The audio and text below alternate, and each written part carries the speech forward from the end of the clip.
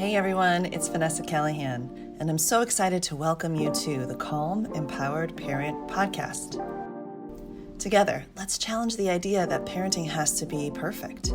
We know that there is no one-size-fits-all approach to raising children, and while love is the key, it sure helps to have the right tools for the job.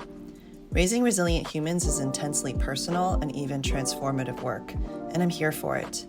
Let's laugh, cry, heal, and learn together. Here we go.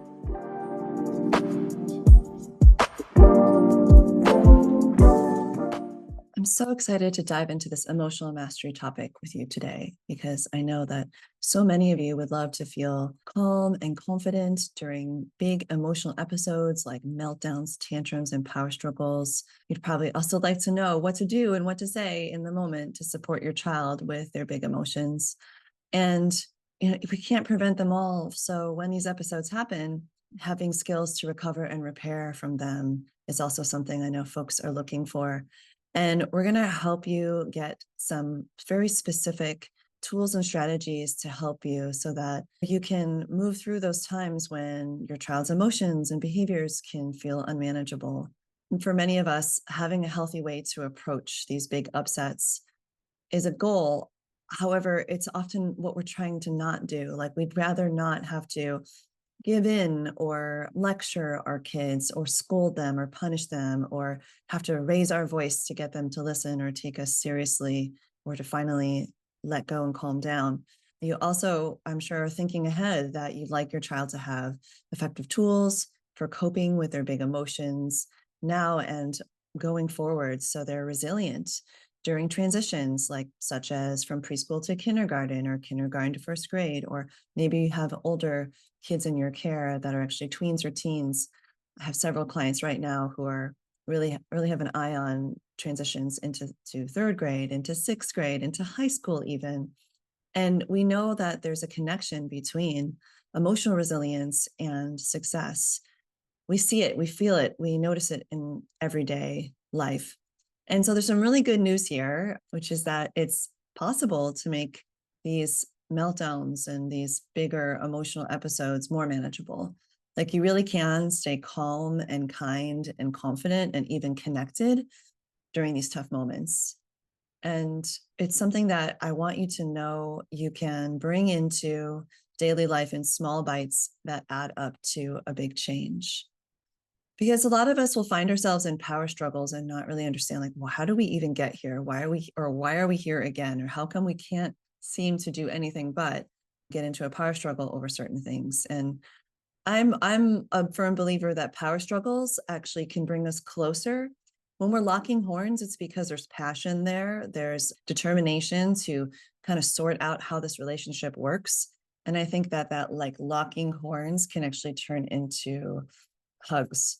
Like we can actually embrace and bring in each other as family members with this backdrop of power struggles going on and transform them into power snuggles. And the best thing is that you can actually have a hugely positive effect on your child's emotional growth so that they're set up for success for the rest of their lives. And this is what we're all about, right? We can become effective and calm in these tough moments, and so can our children. Because life is going to bring tough moments, as we know. And sometimes we look at this a little sideways, right? We're not really thinking about it as a resilience. Maybe we're thinking about it more as, this kid is too sensitive, or, other sort of labels or judgments or stories we can put onto these episodes or this kind of group of behaviors related to big emotions, whether it's the eye rolling, shutting down type, where they're refusing to even respond, or if it's the big throwing things, stomping, hair pulling kind of response, and everything in between. And sometimes both back to back, I've seen as well. We can help our kids understand what is going on with their emotions and help them navigate the way through them, making meaning of them, making sense of them, helping themselves to understand themselves more deeply because they are more emotionally self-aware and have self-management and self-regulation tools and so much more.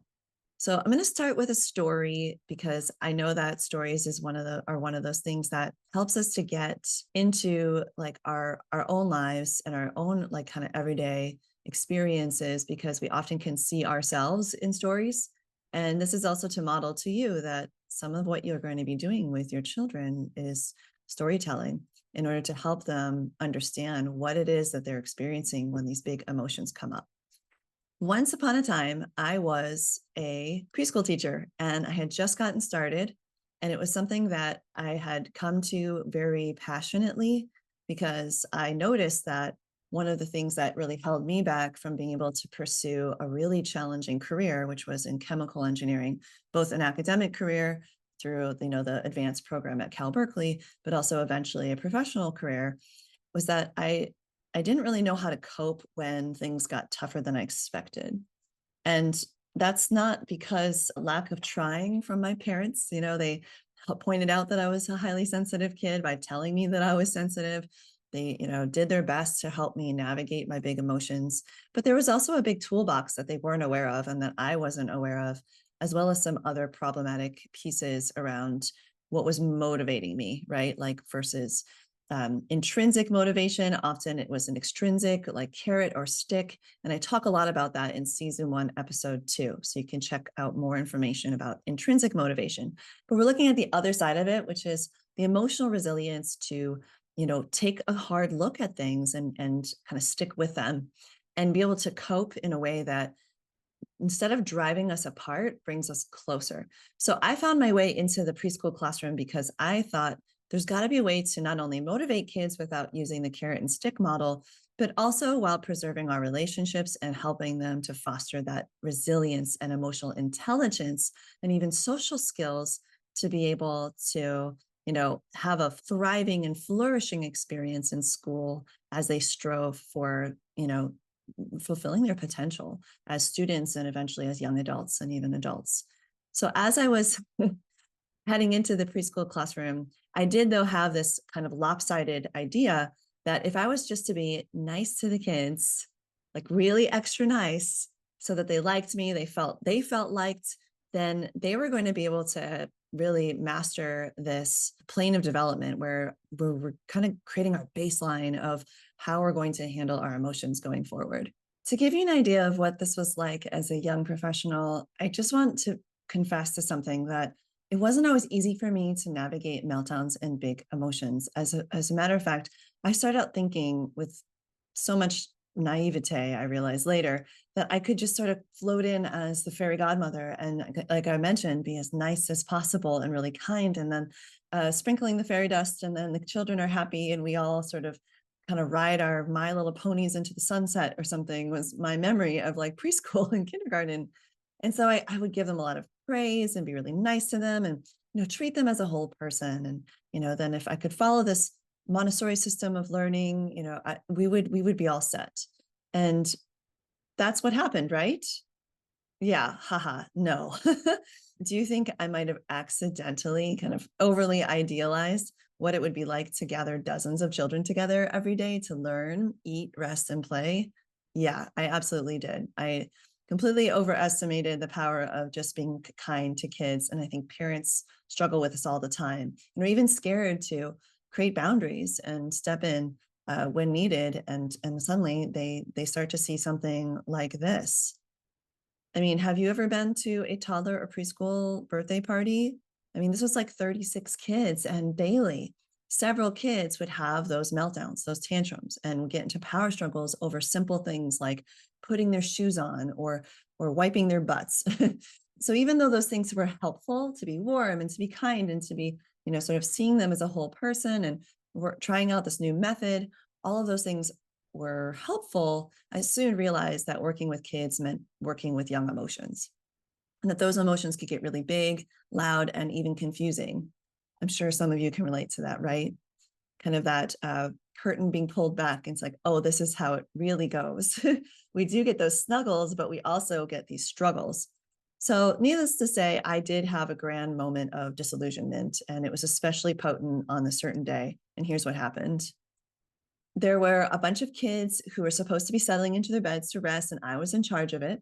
All the kids were lined up in rows, They were busily tucking under their blankets, but one girl stood up next to her bed, crossed her arms, and she just glared at me. So I went over trepidatiously to see what was going on and said, "Okay, honey, time to get on your bed." And she said, "I don't want to lay down and you can't make me." And I was surprised, dismayed, confused, and kind of froze and started to kind of sweat, frankly. And I thought to myself, what do I say? So I tried to convince her that naps are good for her. You don't really mean that. You don't want to be all tired later, do you? And she kind of harumphed and recrossed her arms and declared, "I'm not gonna." So I tried pleading with her. I made it about maybe pleasing me. "Please, will you get in your bed?" Which got no reaction. But then finally, when I was running out of ideas, I threatened her. And this was reverting to something that I learned growing up, which is you have to power over kids in a power struggle. And to my mom's credit, for example, it's what she grew up with and she didn't know better. And she also tried the pleading and explaining, but when it came down to it, she would overpower me. And what we call that in, kind of the Chinese American label, we say that it's tiger parenting, which, by the way, my mom heard about. She said, "Oh, that's me." Many years back when that was sort of popular in the press. So I heard the voice of a tiger parent kind of like fall out of my face with like no choice. I didn't do this on purpose. I just reverted to what I grew up with. And I said something like, "You don't get on your bed. You won't get to go to recess and you're not going to like it," something like that. And she started to do what? I mean, what power does a kid have in a quiet room?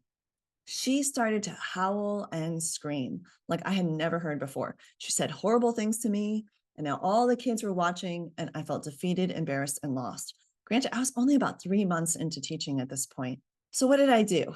I checked to make sure that the kids were okay. I went to the door. I kind of waved my mentor in from a senior teacher, and he just strolled over, got down to her level, had a brief conversation with her. And after a minute of fussing and crying, she started to nod. Her arms dropped. She leaned her head on his shoulder. And after a little more chatting, she lay down on her bed and was asleep in moments. And to be honest, and I'm sure you can imagine this, I was both like mystified, but also kind of horrified because I was starting to doubt, like, would I ever be able to do that? I mean, on the one hand, it's like, well, he can do it. Maybe I can learn. But I also wondered like what I'd gotten myself into and whether I had made the right decision in my career, because it started to feel like I didn't really have that thing that he had, like that calm, that sort of poised, reassured sort of presence, the effectiveness of communicating with this girl. I wanted to know what he said to her, how he did it, but I was also worried that I couldn't do it myself. So I went home and I almost quit that day.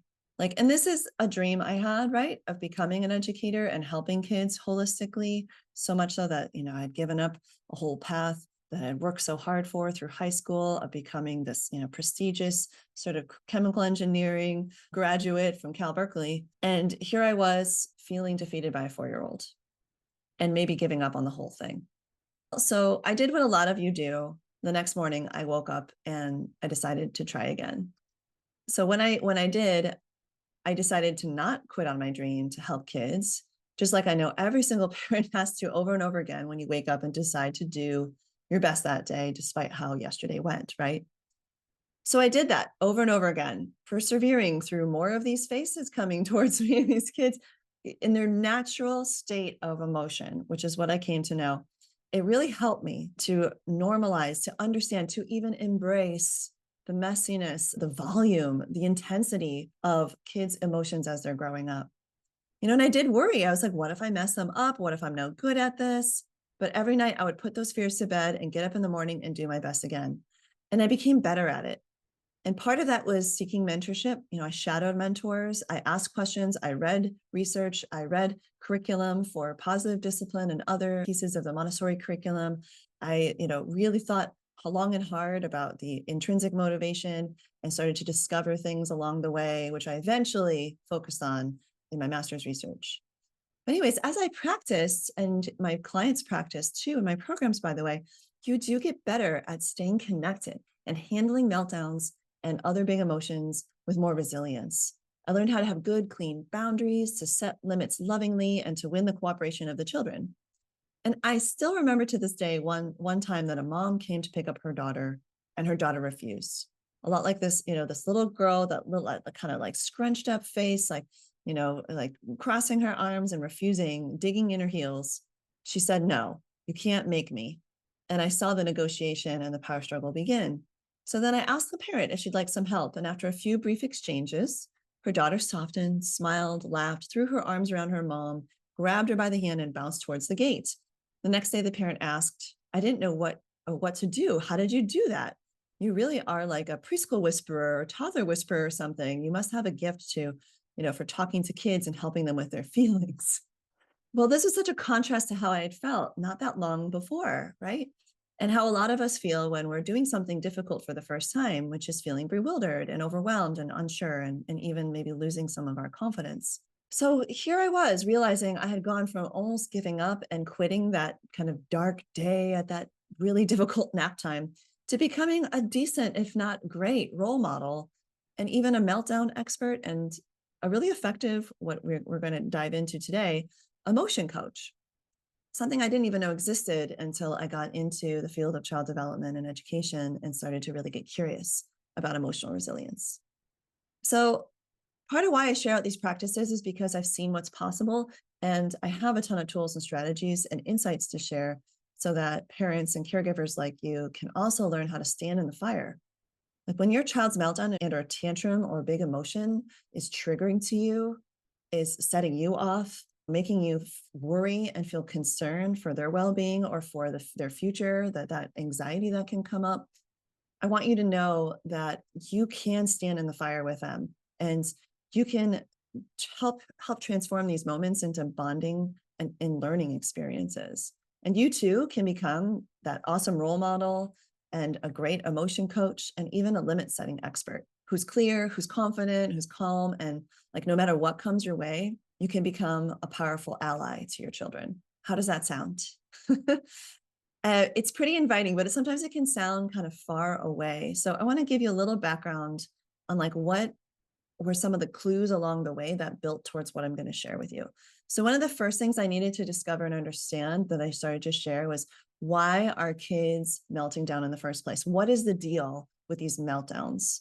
And I personally didn't raise my own children from a young age. I was 5 years in the preschool, 10 years in first, second, third grade as a Montessori guide, and then also inherited my stepkids and parented them for a decade as a bonus parent when they were already 10 and 13.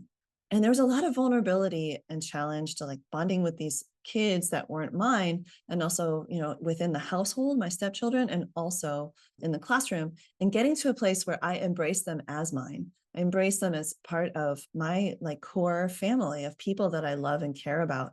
But it took some work, right, to get there. And maybe some of you have stepchildren or a step parent or have been in some capacity with kids and can relate to this too, where maybe they're not yours, but you had to find a way to connect with them. And I know that something else happens though when it is your child. That's why, I have over a dozen teachers in my year-long program, because they had all the tools and strategies, but once the rubber hit the road and they ended up with a kid that was very different than the average tools and strategies work for, they had to sort of throw out that roadmap and start from scratch. And so if you're struggling, and I mean this as a message of hope, if you're struggling, know that you're not alone. And that, I've now worked with over 200 kids and families, helping them navigate from early childhood, from ages 2 to 22 and beyond. And I've had up to 36, even sometimes 48 kids in my care with my co-teachers, being with these families and with my own kids from 2.5 to 10 years. And it's never too late. It's always possible. And you can see from some of the smiles for those of you watching this video, how much happiness you can unlock and how much like closeness and really like bonding relationships you can form through this. And when I found that I was able to actually truly help the kids in my direct care, I started to speak about it locally in the Bay Area, nationally in these national conferences where there were like ballrooms of 500 teachers that I was sharing my practices and later my research with. And even internationally, I've been flown out as far as Ningbo, China, to lead an entire preschool and kindergarten staff through my trainings. Teachers and parents can learn social and emotional growth tools. And in my research, I even co-authored a curriculum for preschoolers through UC Berkeley's Youth Gratitude Project, which was sponsored by the Greater Good Science Center, conducted a lot of studies that had to do with resilience, motivation, engagement in school, and the role of even like appreciation in building better relationships. So basically, I'm a total geek for the social emotional development of children. And what I saw time and time again is that caregivers all over the Bay Area, the country, and the world are looking for similar things. They want to be able to understand how to really be there for children in a way that helps them to learn and grow, but also helps them to be able to cope and make it through a whole day or a whole evening or a whole week or a whole 18 years with children and tweens and teens in a sustainable way, that you don't have that like caregiver burnout that you're facing over and over again. So what I decided was that after bringing my work out to teachers, working with students directly in the classroom, once my stepchildren were launched as adults into the world, I decided to turn my focus on parents. And I really believe that this is the up and coming trend that's already catching fire out in the world, which is that parents are realizing that it's their turn. It's like the teachers have programs, the kids have programs, but where are the parent programs? Where are the tools and strategies and the basic things that we teach teachers before we leave them alone with a group of children? Like, how come parents don't have that built in? And that's where people like me and other parent educators come in. And I've had the great pleasure to, support dozens and dozens and dozens of families over the last, several years in one-on-one coaching and year-long programs and mentorship where they can learn in community with other mentors as well alongside me. So if you're curious to learn more about that, make sure you reach out to me, ping me, check out the show notes, and also check out some of the other episodes that feature our coaches to get a feel for our style. I want to shift to a story about a really big-hearted dad. He and his partner were having a lot of trouble with their younger child. He's a father of two. His name's Carlos. He lives in San Leandro, California. And I have permission to share something that he wanted everyone to know, which is that he was having success with his spicy kid. When I say spicy, it's like, a kid who like sometimes will wake up screaming at everyone, who, if something didn't go well, she would stomp around and throw things. She would start to scream, cry at everyone, right? And this is what he said after he taught her emotional regulation tools, some of which we're going over today. We went from having our daughter be the kind of person who's more challenging to now being someone who's learned how to control herself and has self-regulation skills. At 6 years old, she actually uses skills she's learned to calm herself down. Now, I've seen this play out in the classroom really beautifully as well. Kids like taking themselves to the calm down corner without even being prompted, using one of the tools there to calm down their nervous system, and then returning to the difficult situation with more resilience, more poise, more confidence, more calm, and working through problems. And they would still come and get teacher support when they needed it. It wasn't that they were left on their own. It's just that they had built up so much confidence that they were able to really take it on themselves. And one of the things that Carlos and other clients of mine and that I've seen work so well in the household is when parents learn how to emotion coach their children.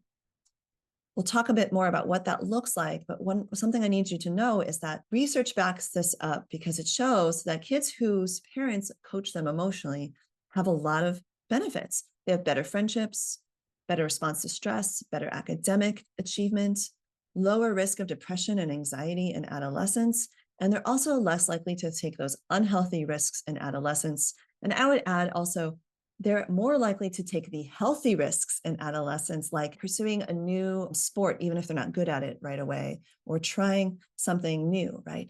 Or working through a conflict with a peer that's risky, right? It's emotionally risky. They might be, kind of put on the outside of this inner circle, but they're going to give it a try. They're not going to give up, right? They tend to be more forgiving. Like there's all of these things that are connected to well-coached children as they continue to learn and grow. And one of the things that helps us to get into this piece is helping kids understand what big emotions are and what they aren't. So there are a lot of myths going around about big emotions. Like if you are having a moment where you're out of control, then you are no longer seen as someone who deserves respect, let's say, right? Oh, they have a bad temper, so we can't really give them any responsibilities, right? Because they're gonna lose it and get upset. Or this person is too like kind of whines and mopes and they express their sadness. And so, we can't, they're not tough enough to give them something challenging. Or they're too scared, right? They express a lot of anxiety, worry, and fear. And so they're there them and kind of pat them on the head and let them know, oh, it's going to be okay, but like not really address their true feelings or fears and concerns. And sometimes they're founded and sometimes they're not founded, but they don't even get a chance to work that through because we can be dismissive, right? And this goes for any of the emotions. We can be dismissive, talk down to them, like not give them less responsibilities, give them less respect, all kinds of bad reactions we can have that are very judgmental when people are expressing emotions. And so there's been this emphasis on only expressing what are called positive emotions, quote unquote, and keeping your quote unquote negative emotions to yourself. Well, kids are not hardwired to do that. That's actually pretty unnatural for them. What they are hardwired to do is respond to situations. And when they have an unfavorable response or unfavorable situation, they tend to have an outburst, or they'll shut down, or they'll, do something that is kind of sometimes out of bounds in terms of behavior. But it's not because they're going, I'm going to get mad now and destroy this pencil, right? It's usually an automatic response. And the more we understand how automatic it is, the more that effective we can be at helping them coach them through it and even have less and less of that automatic response over time. And so strong emotional responses are wired into our brains to bring attention to our needs and desires, inspire caretakers to take action on our behalf, and also even to release physical tension that may be built up. We need to understand that it's hardwired. So right now, you might even think back to a time where you saw your child have some kind of big response to an unfavorable situation, and part of you judged it as they're willfully doing this, right? That they're choosing this, they need to choose differently. And you might even have done what I say is the number one mistake that parents make in that situation. And you might have picked a fight with the feeling. In other words, fighting whether or not they should be even having this emotion in the first place. My invitation is for us to actually embrace and accept that this emotion is happening. Oh, anger is with us right now. Oh, sadness is with us right now. Oh, fear and anxiety is with us right now. We're experiencing these things. And if instead of resisting it, we name it and start to address it, that's when we shift from judging and asking the child to stop doing what's natural for them. And we shift into emotion coaching, where kids can make sense of what's happening. And then they can regain self-control and regain self-regulation and really build more self-awareness so they can get to know their emotional beingness so much better and have that sort of self-mastery that we start to see over time. And what Michael Podagal would say, who's a pediatric neuropsychologist at UMin, and I'm quoting him, we have neural programs for tantrums. When kids are experiencing some kind of discomfort, whether physical or emotional, they're likely to erupt into tantrums as a pre-programmed way of trying to rectify the situation. Notice that word pre-programmed, yeah? And what we also know through the research is that the upset brain is not functioning normally, okay? And the more we understand this, the better we can read the signs that our children or tweens or teens, or even in ourselves, that with our first priority is to get our nervous system back to baseline, okay? So here are some things that you need to know. The upset brain doesn't know your reasoning and often feels betrayed. Like they will blame you and get into that blame game for things that are not your fault, things that might even be their own fault. And when you're trying to logically explain that it's not your fault or that they played some part in it, if they're upset enough, or at least 50% off of baseline, then their brain is going to fire in such a way that they're going to reject your reasoning and they're going to feel betrayed by anything that you say. So if that is something you're noticing, that's a sign. Another sign you're going to look for is that they're having trouble identifying and labeling their own emotions. And they may even go nonverbal, or they don't have words. That's another really strong sign that we're past that threshold and we need to change our tact, okay? Another is that they have the upset brain will show that the symptom of having no sense of time or any patience for anything. Like I think of the classic kid is at the ice cream store, walks out and the scoop falls off the cone. Child starts to cry. And if they're only a little bit upset, you might be able to say, "Oh, honey, that's really a bummer. Why don't we go back in line for about 5 minutes and we'll be able to get you a new scoop? So sorry that happened." And they'll accept it. Well, if you try that and the kid instead goes, "No, I'll never have another ice cream. I want it or I want it now." And then you're like, "We need to wait." And they're like, "No waiting, no to waiting," right? Or something like that. You're like, okay, we're past that like threshold. And now we're getting into a space where we're irrational. Our brain is not firing correctly. Like we need to get them back closer to baseline. So you look for those kinds of signs. Okay. The other thing is that the upset brain in the moment is not thinking about consequences. So they will do things that are out of bounds that usually have consequences. Even if they are aware of those consequences, it can be really hard for them to keep that in mind. So for example, if like when they hit their brother, then the game ends immediately. And they really want to play this game and their goal is not to end the game, but then they start swinging their hands towards their brother anyway. We can try and intervene and say, "Hey, if you keep swinging your hand at your brother, you might hit them. And remember, if hitting happens, the game ends." And if they're not able to put those pieces together and rein it in and pull and stop their hands, then they're probably past that threshold again. And they're not thinking through the consequence, even if you lay it out to them. And that's where you might need to help them make a different choice, right? So that's another symptom we're looking for. Another is that they're just generally limited in executive functioning. So we've covered some of that, but here's some more. Being able to draw from past experiences. So I've seen parents comfort their kids effectively if they're not too upset by saying, "Do you remember last time when this happened? We got back in line and we got another ice cream cone, or got another scoop in the cone and it worked out. And we got to eat that yummy strawberry ice cream. Do you remember that?" And if they're like, "No," or they just look at you like you're speaking gibberish, then they are beyond that threshold again. Or the opposite could be true, where they go, "Yeah, okay," and maybe the tear rolls down their cheek, but they're pulling it together. So that's another way you can tell if they're past that sort of breaking point. Another is to use their own planning, their own logic, their own reasoning, and even their working memory. And I want to say something about working memory, because a lot of times one of our do's and don'ts, one of our don'ts is offering too many choices or saying too many things in a row that the child would have to sort of have in their what we call a mental chalkboard of sort of like, we would think of it as like RAM, I think it is, on a computer, right? Like that, like a mental chalkboard of being able to hold many things at once in your mind and to kind of weigh them out. Kids are not going to be able to weigh out more than two choices if they're past the threshold. And even then, they may not be able to weigh out more than one at all, which is why sometimes we do intervene and we choose for them because they're not able to even weigh out two choices.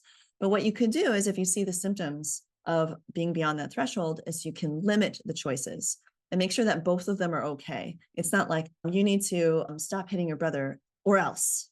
And it's like, or else is too unclear, or else you never get to play with your brother again. Well, like that's not a true choice because you're not actually going to follow through with the never. But the game ends is a reasonable choice. Yeah, it's one that's a limited and reasonable choice that you can reinforce, that's related and even respectful to all parties involved, and maybe even helpful, right? So again, if your universe, and this is I'm quoting Melinda Wenner-Moyer, who wrote this little blog called "Why Does My Kid Freak Out?" If your universe were amazing and terrifying and frustrating and unpredictable, and you didn't have good communication skills or a whole lot of experience or much of a frontal lobe, you'd freak out every once in a while too. And I love this because it's really what we need to embrace, how kids are hardwired. And the more we can kind of, what I say, like get down with meltdowns and get down with the emotions, like getting down means like, okay, like I'm down for this. I'm down to like get into the mud with my kid. I don't need to make it stop. I don't need to tell it that it's wrong, right? This emotion, your kid who's having the emotion, I'm just going to get in there with them. So I have a model to offer you that comes from Dr. Daniel Siegel. It's from Parenting from the Inside Out. And he describes the model of the brain in the palm of your hand so beautifully. that, you can go look him up to hear his version of it. I have my own clients even watch his explanation.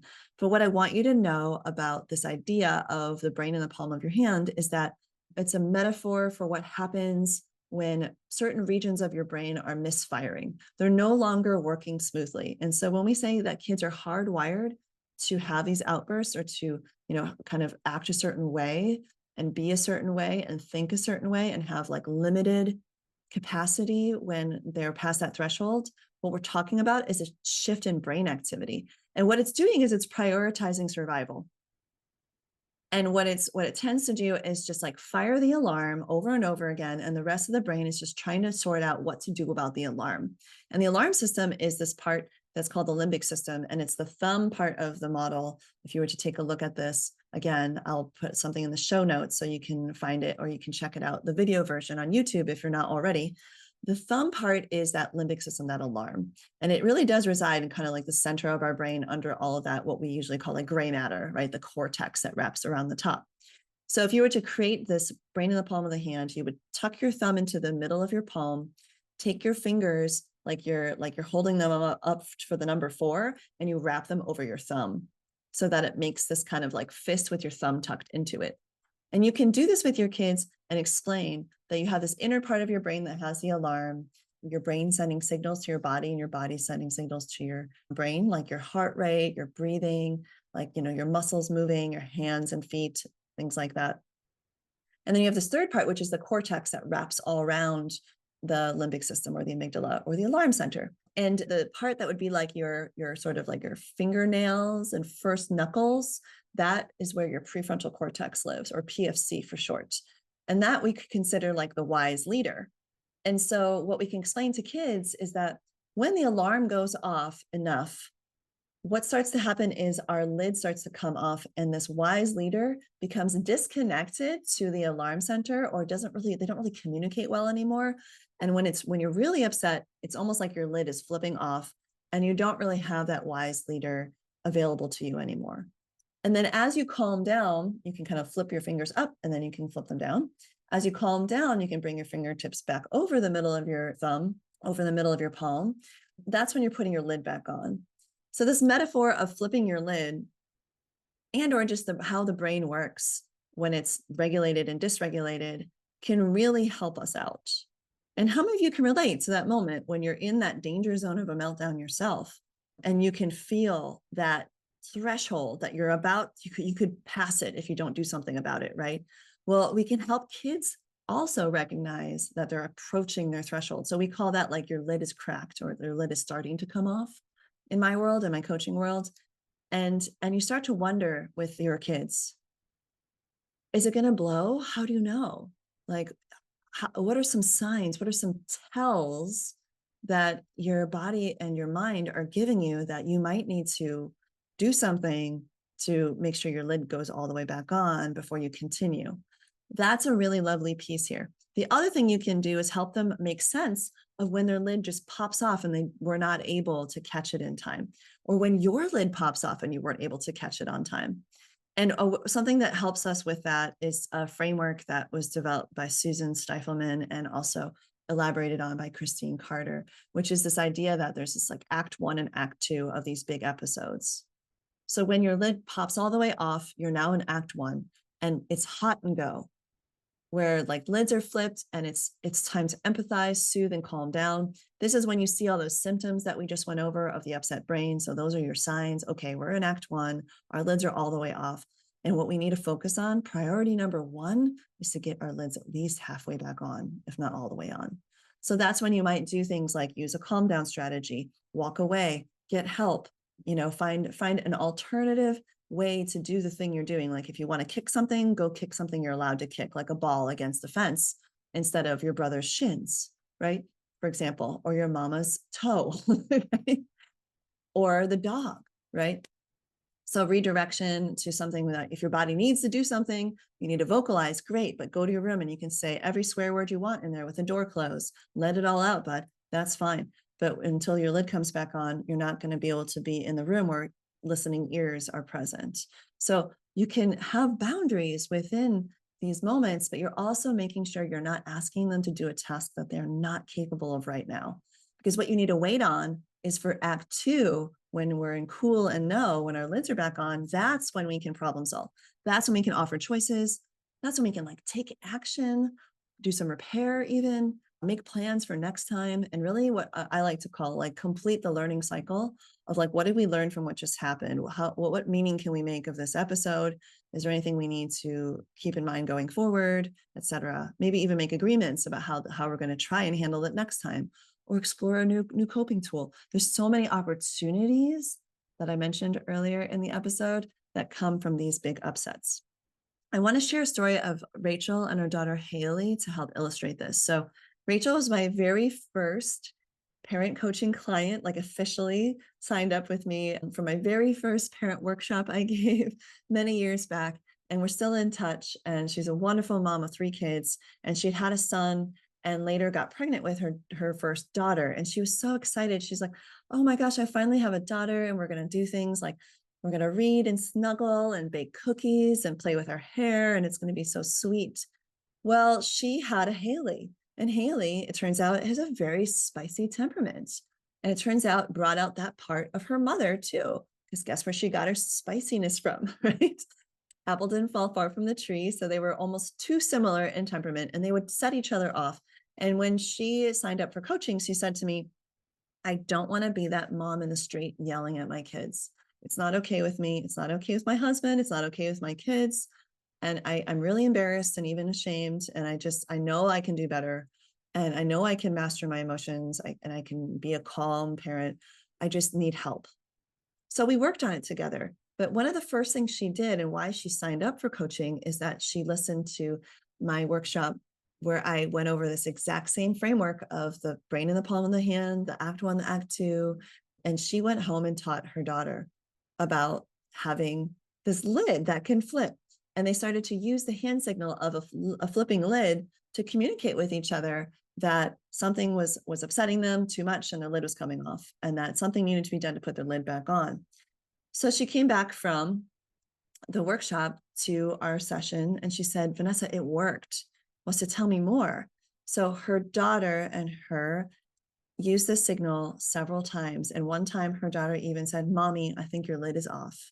When it was true, her mom had started to get frustrated. Rachel had started to get frustrated, and her daughter was reading the signs. So most likely a lot of what was going on is that they were very tuned into each other and really sensitive, and we're experiencing what we like to call mirror neurons in kind of biopsych, but basically where you kind of like catch each other's mood, right?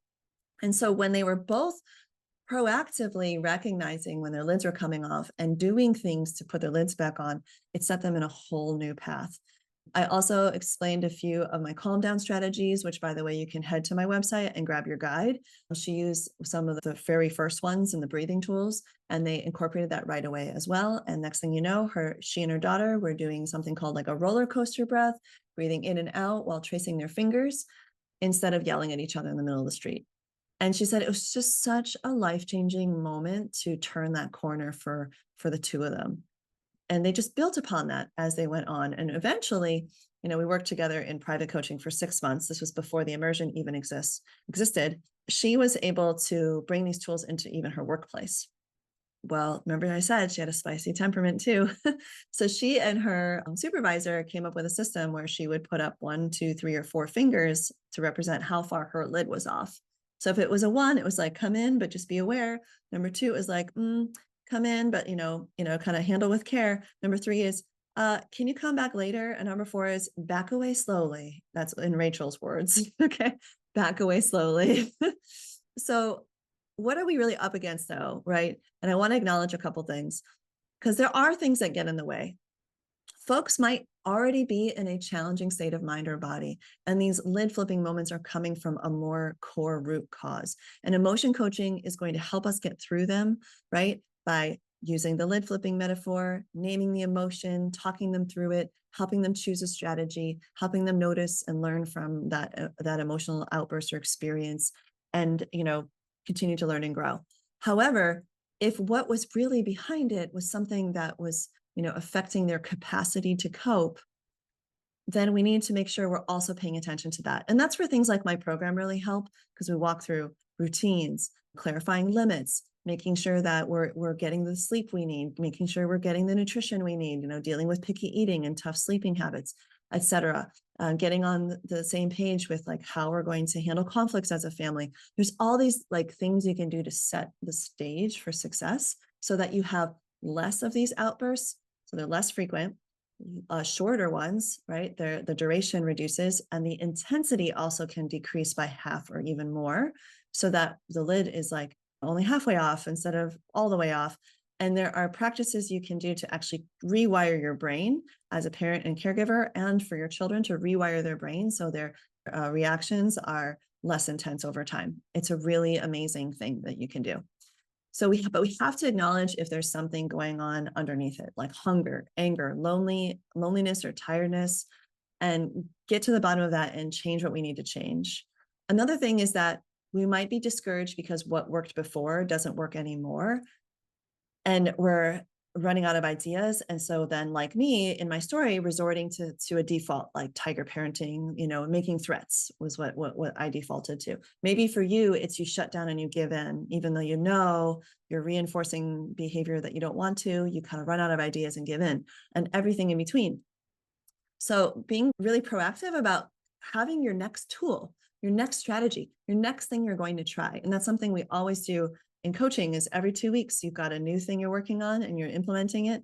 And I encourage all of my mentees to show up every 2 weeks to the work, whether it's to a live training or to listening to a recording or doing one of their one-on-one coaching sessions or talking to their smaller support group. It doesn't really matter what it is, but as long as every 2 weeks they're getting clear on what their next tool or strategy is, they make amazing progress over a year. Because imagine that's 24 incremental steps that they've made towards improvement.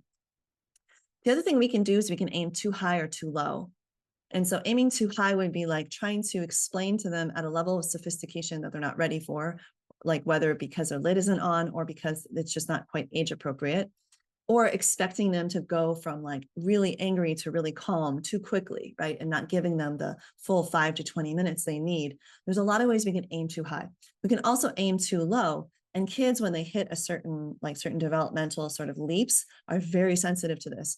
And on average, parents are actually aiming too low, and that they'll dabble in too high and they'll pop down to too low again. And that makes sense, because we tend to try to rest upon the things that have worked in the past, but we're often behind and lagging behind our kids between 6 months to 2 years in our parenting approach.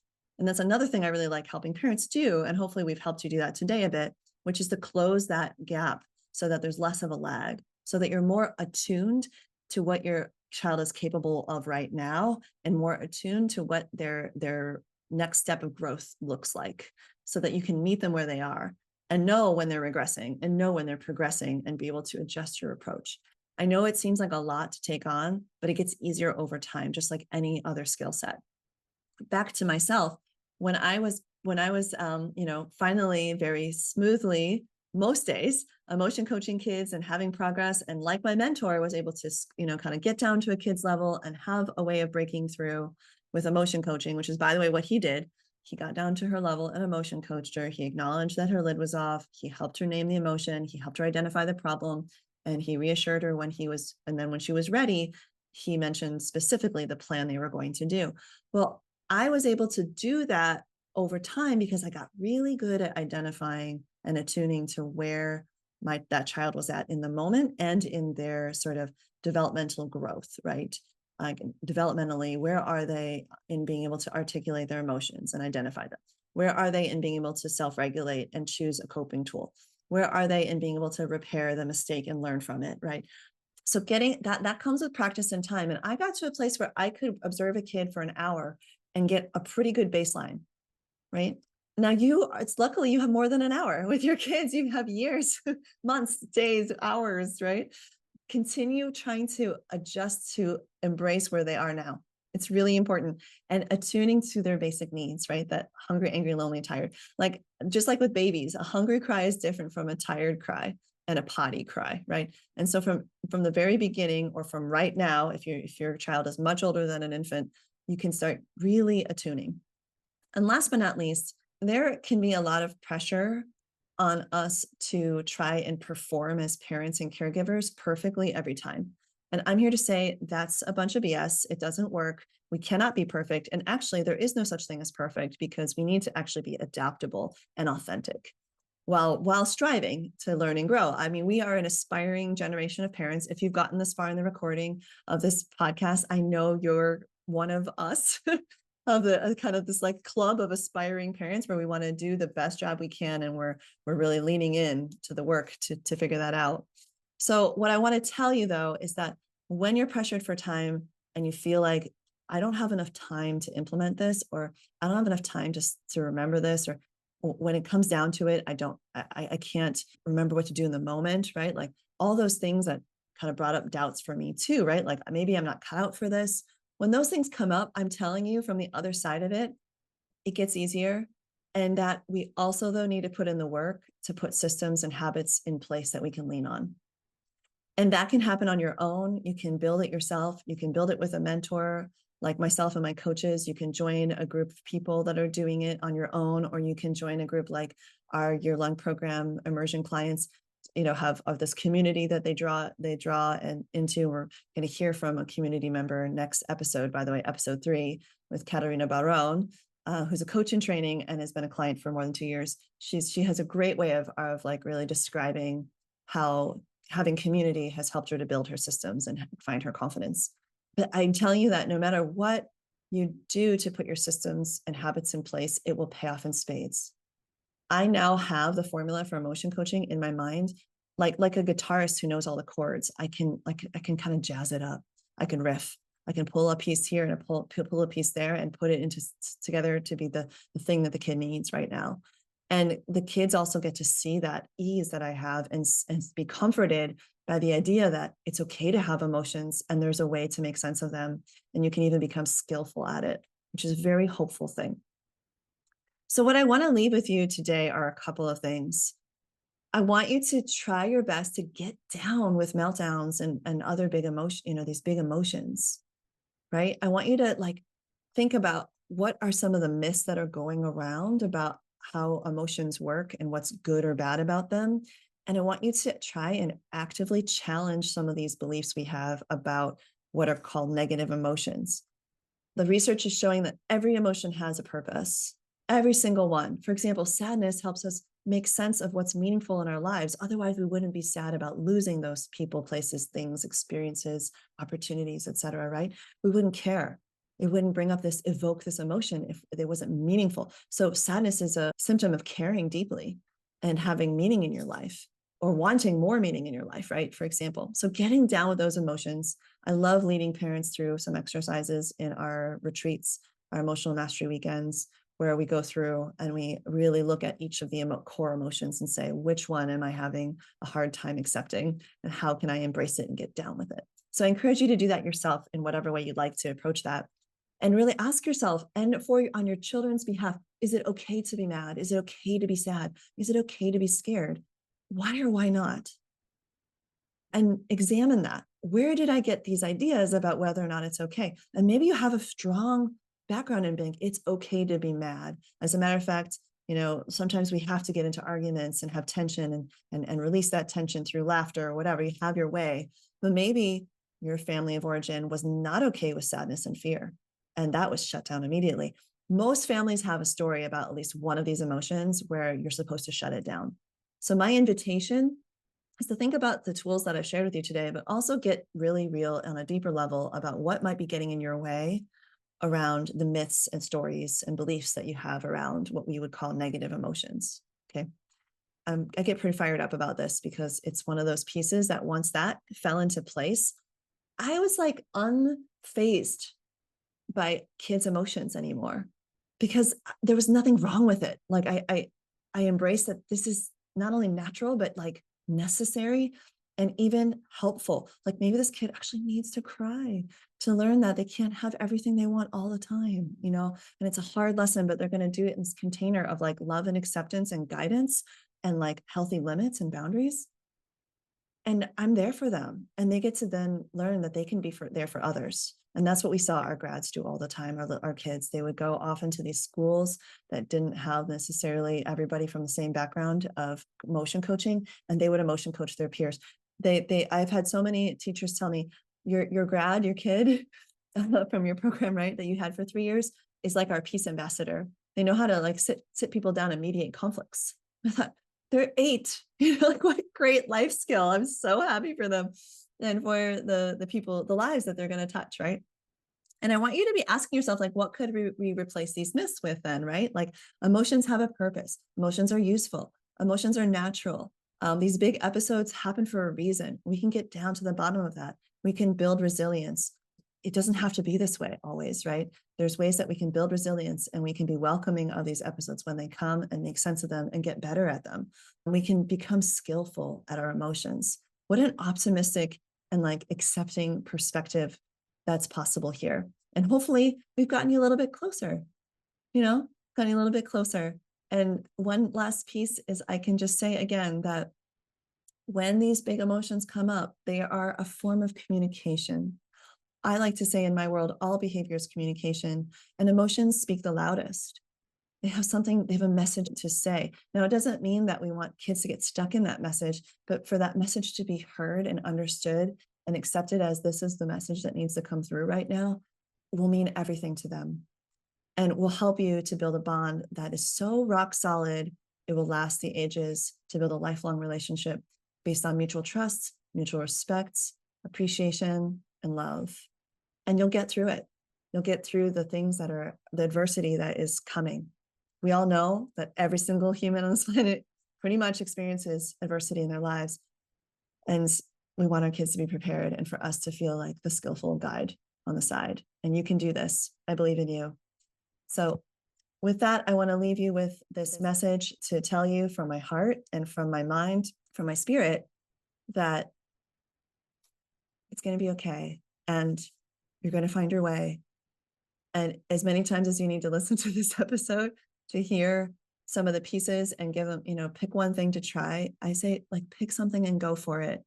There's very low risk, and don't give up if it doesn't work the first time. Some kids need it 3 or 30 times.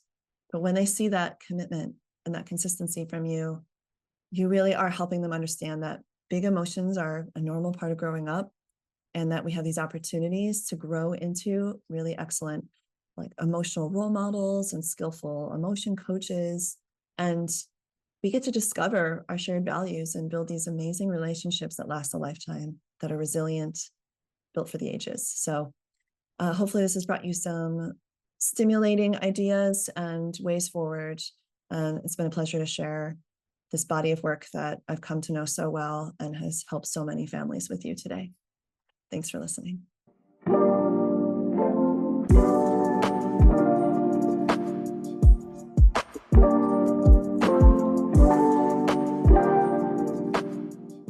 As we wrap up, remember, there's no one-size-fits-all way to parent. Keep nurturing those strong family bonds and watch resilience bloom in your community. You've got this.